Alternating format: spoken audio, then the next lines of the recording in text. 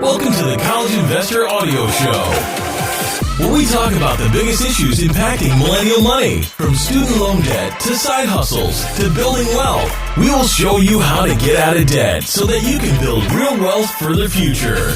Hello and welcome to the show today as we take a look at the benefits of business school and an MBA, particularly asking, is all that work worth it?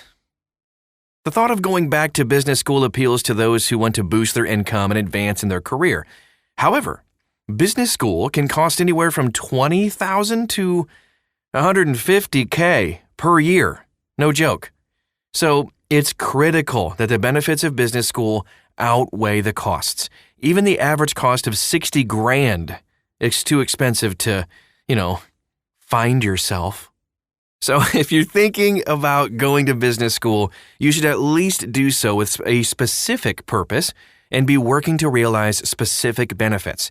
You also need to have a very specific ROI on the investment in your education. I received my MBA, and I can honestly tell you that it was only worth it because it was free. My employer paid for it. The true out-of-pocket cost of $80,000 would not have been worth it. With that being said, these are the questions that you should answer before pursuing an MBA. Will I gain credibility? Many individuals choose to go to business school to gain business credibility in the corporate world. Businesses want employees who have proven strategic business skills and top-shelf communication skills, and an MBA signals that you are the type of person who will ask the right questions and make sound decisions. Having an MBA demonstrates your commitment to understanding the business perspectives of decisions, and it shows that you can communicate with a variety of people, even executives. The credibility that you gain from an MBA works far beyond the interview room, though. Consultants and technical salespeople will make quick inroads at companies when executives realize that these people know how to make strategic decisions. But for a lot of people, credibility will not be worth the cost. Small business owners and self-employed people know that their real value comes from serving their customers well. Even within the corporate world, a top-tier performer won't need an MBA to bolster their claims of value. If an MBA doesn't enhance your credibility, then it's just expensive initials behind your name. The value of credibility comes down to your circumstances and your career aspirations. However, there are still some corporations whose politics will require a higher education degree. In these companies, make sure you really compute the ROI before you make your investment. Or better yet, make them pay for it. All right, so is this the best way to bolster your business skills? That's the big question, and formal business training does allow students to gain some technical business skills that complement their real-world experiences. Whether you need to learn a formal framework for decision-making or just how to keep pace in an increasingly digitized world, business school can offer you the theory, hard skills, and know-how that you need to continue self-teaching on your own. Business schools provide a basis of knowledge that will allow you to adapt to a new changing marketplace, understand some best business practices, make decisions in the face of ambiguity, huge, conduct cost and benefit analysis, and perform advanced risk assessments. These are the types of skills employers want. But they can also help you if you're self-employed or a small business owner. Careers in general and small business ownership in particular can be full of volatility, and having sound decision-making frameworks can give you the skills you need to thrive. On the other hand, with enough initiative, you might be able to gain these skills on your own. Subject matter experts offer online training through sources like Udemy, Khan Academy, and Coursera. And you can also read books, of course, by experts or subscribe to Harvard Business Review. Self-paced learning isn't the same as the business school experience, of course, but in some circumstances, it might offer even more value, since you can tailor your learning to your experiences. The skills you learn in business school are complementary to real-world experience, but it's worth considering if you can get the same skills at a lower price. From my own experience, this is one of the main drivers behind my choice to go to business school. I wanted to gain more business technical skills that I had already. And sadly, I didn't get much use from the stuff I learned in business school. I learned so much more doing it myself in my online business and also by watching and following other experts in the field. I felt that my experience in business school was very much how business was in 1985, and not enough of how business will be in 2020 and beyond. So will my professional network actually expand? The digital revolution makes connecting with others easier than ever, but nothing replaces the value of a face-to-face connection, like the kind you'll make at business schools. Business schools brim with the best and the brightest, and some of your classmates will go on to become Fortune 1000 executives or start exciting businesses of their own.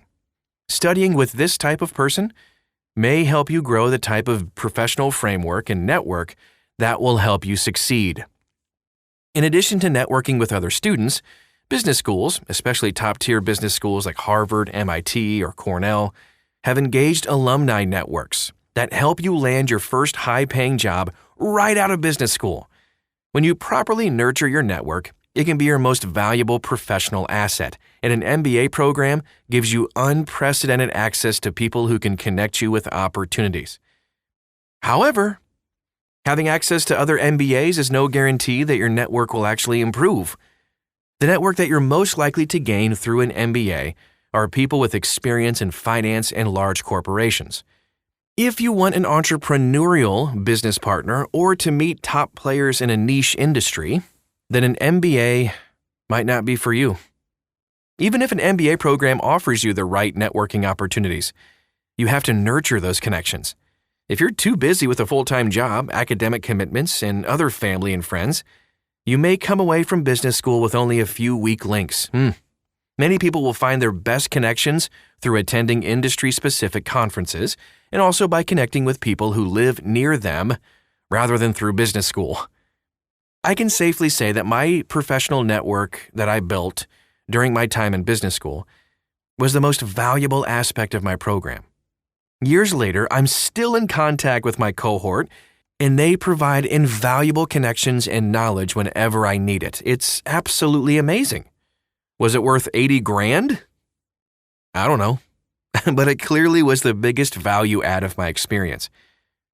All right, the big question too is, can I expect a pay raise with an MBA?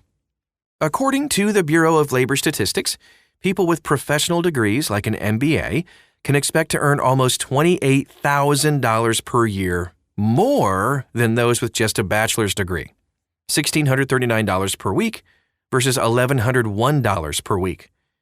Many of the highest paying corporate jobs are reserved for people with MBAs, and in some cases, an MBA will translate into years of meaningful experience in the eyes of people offering you jobs. Of course, a pay raise isn't a guarantee. Some people will graduate from business school with tons of student loan debt and no increased opportunity. The key to obtaining a pay raise is the ability to market your new skills to the right people and consistently applying your learning in the business setting. Small business owners, self-employed people, people who intend to stay in their previous field, are less likely to experience a significant pay bump than those who use the MBA as a bridge to a new career. According to a recent U.S. News survey, the average MBA holder earns $90,000 per year 5 years after graduation. So it also depends on what school you graduate from, of course. If you get an MBA from Harvard, the average salary is $225,000 5 years after graduation. But when you look at the bottom of the list of schools, you're going to see salaries in the $84K per year range. That can be a tough pill to swallow if you only earn $85,000. Which brings us into our next question, do I need to know the language of business? So within the corporate world, each business function from sales to finance has its own kind of language. To achieve corporate success, you gotta know the languages, and business school teaches you these languages, so you can communicate with all teams in a business. You will also learn how to read and interpret business statements, which is a skill that will allow you to better manage your team to achieve your business goals. Like learning any new language, learning the language of business requires intentional practice, and business school offers the opportunity to learn that language in a way that corporate experience never offers. However, your career aspirations may not require that you know the how to speak effectively with every business function. For some people, gaining communication expertise within their business function will allow them to accelerate their career, while other people may see the most success by learning the business language of their clients or customers. Remember, too, that each company uses its own language. You might be better off getting a job at a great company and working for a couple of years, versus spending a lot of money to try and learn something you could get paid to do. Hope that makes sense. All right, so who is actually going to pay for your MBA? If your company will pay for most or even all of your MBA program like mine did, then the benefits do likely outweigh the costs. When the only cost to you is your time, then pursuing an MBA offers huge potential benefits at a low personal cost. My company paid for my MBA via tuition reimbursement, and I think the fact that I didn't have to pay for my degree made the experience worth my time. But people who receive significant scholarships or other forms of funding might see business school as more worthwhile than those who don't. On the other hand, people who quit their jobs to pursue business school will need to see some compelling financial ROI for business school to actually be worthwhile. In addition to the high cost of tuition, often more than 6 figures per year, ouch! Full-time students sacrifice their salary and side business opportunities to obtain their degree. So if you need to borrow, make sure you look at the best student loans to pay for your MBA. We got a list of those at thecollegeinvestor.com, and there are specific loans that make sense to use when getting an MBA. So, the ultimate question, is an MBA worth it? Well, like everything in life, it all depends. You knew that was coming. Who pays for business school may be the most important consideration in deciding whether or not to attend business school and making it worthwhile for you. But there could be some other issues that play a huge role in it for you as well. I think, like everything education and money related, you need to do a real return on investment calculation about how much you're going to spend and what you think your post-grad salary is going to be. Luckily, business school still tends to be a real salary booster for most people. So if you're debt-free, going into business school, and plan on spending $60,000, you should expect your salary to increase by at least that over the first 5 years post-graduation. If it doesn't, the ROI just might not be there. Once again, though, look for alternatives to paying, like tuition reimbursement. It sure makes an MBA much more reasonable for the price when it's free.